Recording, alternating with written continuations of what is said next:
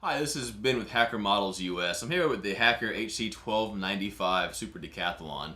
We're going to do a little build video to kind of get people acquainted with how the planes go together. The Hacker planes are very different than foamies you may be accustomed to, or maybe you haven't had a foamy before and just kind of curious how they go together. So we're going to do this for you. There'll be some tips and techniques that apply to all the Hacker planes, not just this one. When you open the box, find the instruction manual. Then all the parts, the fuselage, both wings, the tail feathers, the stiffeners. In this plane they're wood, most planes are carbon fiber. Most of the landing gear components are all in one baggie. And then all the hardware. All the planes come with all the hardware required to assemble and rig it. Let's get started. Okay, all the planes start by assembling the wings.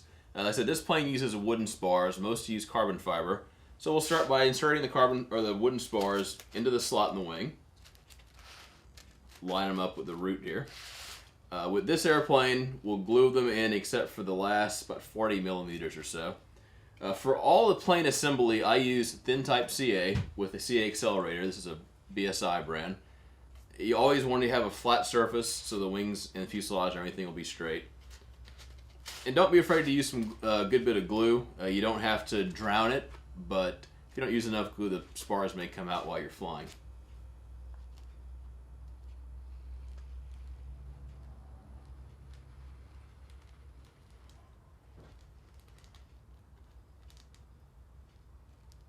Once again, stopping about 40 millimeters from the root. Quick blast this accelerator, and we'll do the other one.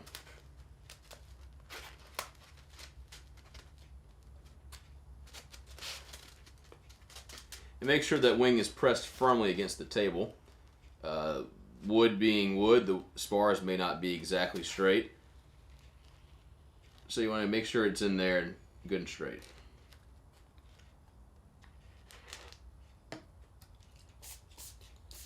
Be careful when working with the accelerator in thin CA. It can build up a pretty good bit of heat, and it will burn you.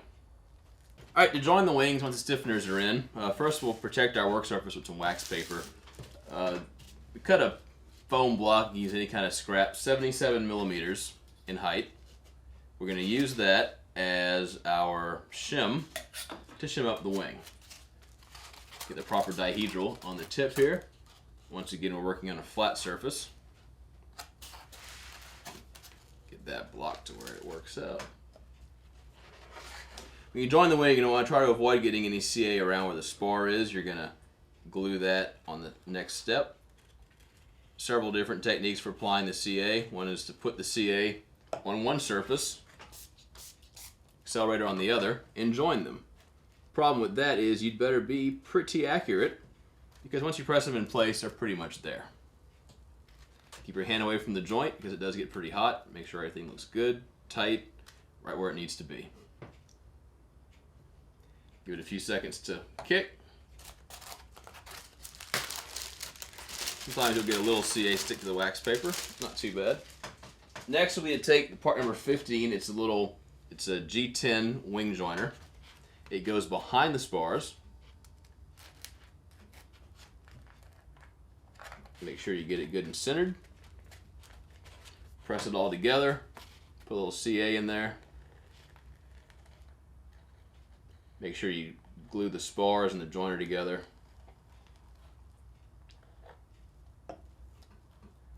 Little kick of CA. Alright, sometimes you can actually hear the CA curing and make a slight sizzle sound. Part number 14 is a little plastic wing joiner. It's put right in the trailing edge there. It helps join the trailing edge, but it also helps protect from the rubber band's crush. So we'll put a little CA down. Install it. A little more CA around the edges. Careful not to get any in our fingers. Quick spurts of accelerator. Alright, the HS-55 servo is a great little servo and it works well in most of the smaller Hacker planes. This plane is a 4-channel plane, takes 3 of the servos. Mounting the servos is pretty much the same in all the Hacker planes. We'll start by measuring the prescribed distance. It's 35 millimeters from this little notch in the wing. And then you'll mark and cut a hole for the servo. The hole should be about 1 millimeter shy on all sides, and the pressure from the foam will help hold the servo in, along with a little bit of glue. I just eyeball it. Always use a good sharp knife blade.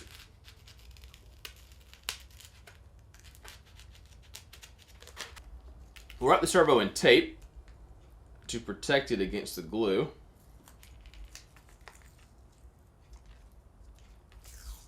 The tape I'm using is a little larger. We'll go ahead and trim it when we're done wrapping it. Really all you need is a wrap and a half or so.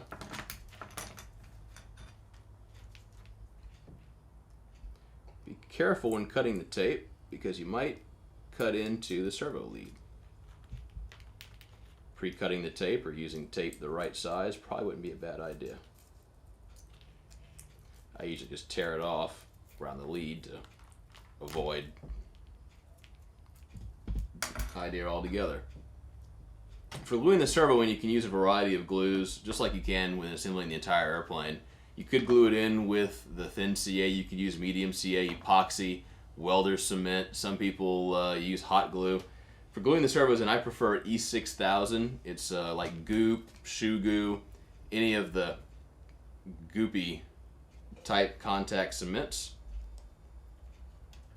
Really don't need a whole lot. I just squeeze a few dabs all the way around. We'll feed the servo lead right through the hole we made. And then we'll insert the servo with the output wheel facing forward. Mash it in that hole. That's just slightly too small for it. Next thing we'll do is we'll measure to find where we need to locate the servo or the control arms for the ailerons. Right in line with the servo's output arm or output spline shaft here, we'll measure 10 millimeters from right in the middle on either side. So we have these 10 millimeter marks. Then we'll measure 20 millimeters from trailing edge, because you're going to end up drawing a line from this mark over to this mark, and that's going to be where your aileron linkage as well as control horn will be located. Okay, the next step will be to insert the easy lock rigging connectors into the aileron control arm. You want to get a control arm with 2 ends on it and select holes about 20 millimeters apart, so 10 millimeters from the center. Works out on these HS55 horns, it's about the center hole here. Looks like we may have to enlarge the hole a touch for the pin to pass. There it went. The next thing we'll have to do is get this little bitty washer stuck on the end of the pin here. A lot of people have complained that it's kind of a pain to do, and it is. So I've developed a very easy technique to press them on. We'll use the just a spare servo arm for the HS55, and we'll put the washer, fits right in to where the servo would normally go. We just press it right in. It's very quick and very easy. Part baggie is this little sheet of control arms. They all kind of look the same. They're not. You'll notice one has a notch in it. That's for the elevator. These two are the ailerons. They have a little larger hole in it. And this one here is for the rudder. So we'll start by separating them. These should separate fairly easily. And I like to clean it up a bit. I use an emery board.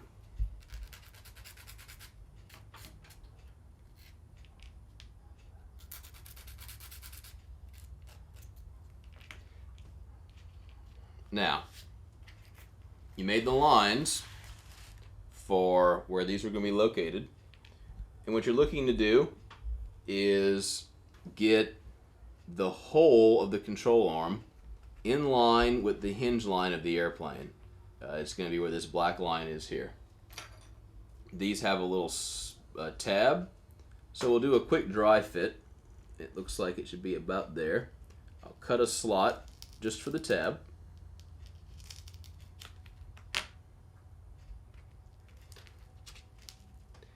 Insert it in there. Kind of check at an angle. That looks like it's going to be just right. Make sure it's square. And we'll get some CA on both sides of it. And as always, a little accelerator. And it's in.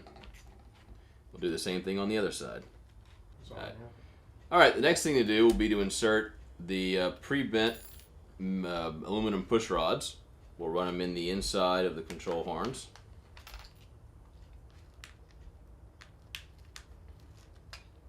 We'll run them up to our elevator, our aileron servo arm already with the easy locks on them.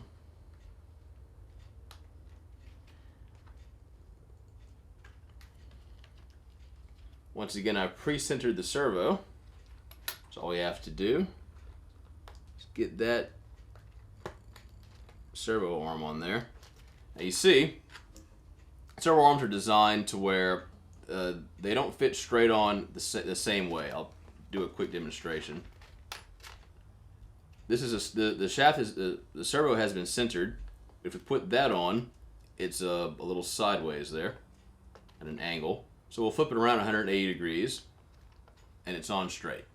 And it's important to do that. You don't want to rely on sub trims or your radio's trims to center the servo. So they've designed the servo arms to fit one way. If you need to tweak it, you can move it the other way. This way is the way we need to do it for this one. So we'll take that off.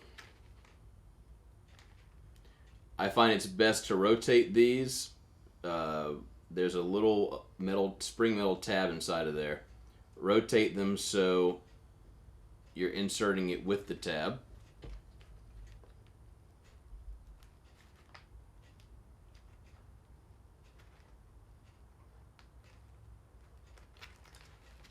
And then we'll put the servo arm on the servo straight. Screw it down.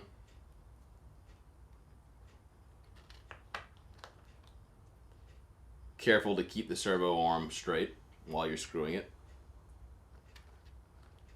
Then we'll screw down the connectors. We want to make sure the ailerons are in the neutral position.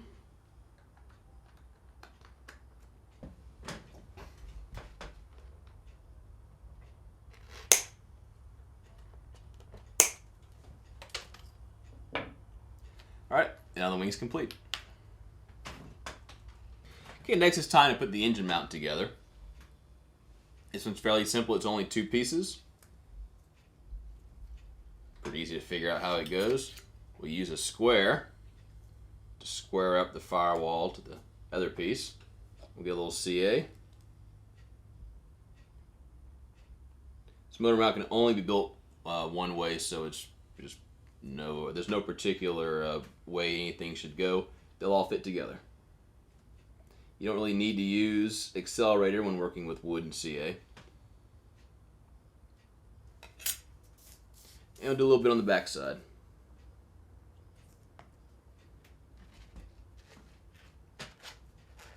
Next we'll fit it into the airplane. Peel it off of there.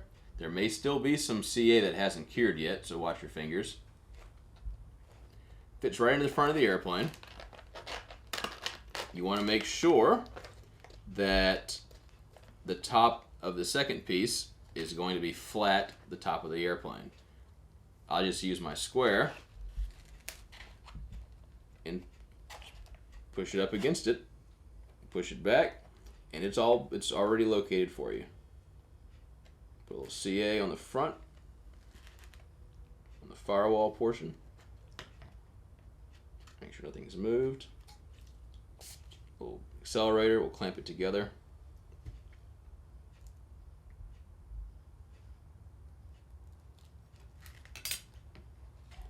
Make sure we get some CA inside.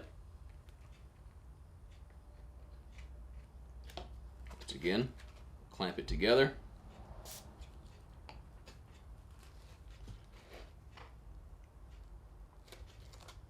And it wouldn't hurt anybody, do a little bit on the outside.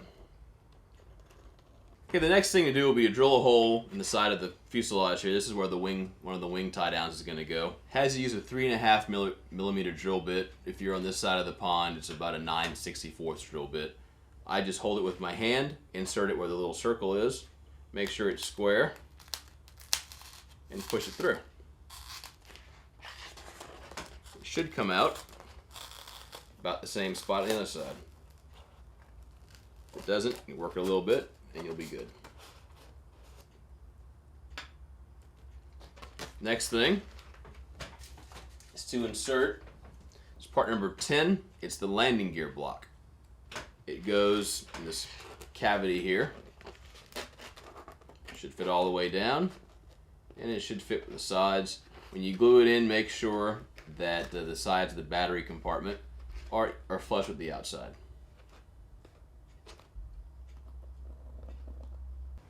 Alright, the next thing to do is to insert the servos into the fuselage using HS55s again. You'll have these little plywood rails, number 28 in the manual. I find it easier to mount the servo to the rail and then glue the rails in all as one. First thing we'll do is we'll mark the center and where I'm holding the rail up against the side of the servo. I like to use a little handheld drill.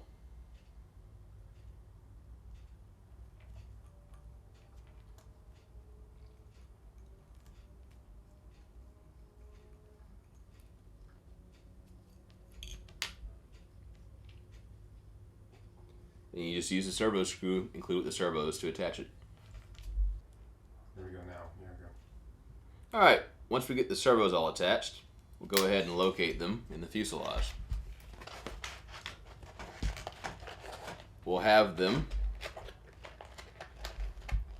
all the way down. You can see there's a little slot for them. You may not be able to see it cut in there. And we'll just go ahead and press them down into their slots.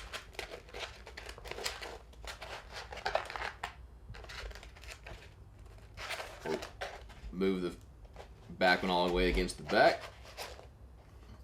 The other one goes in like that.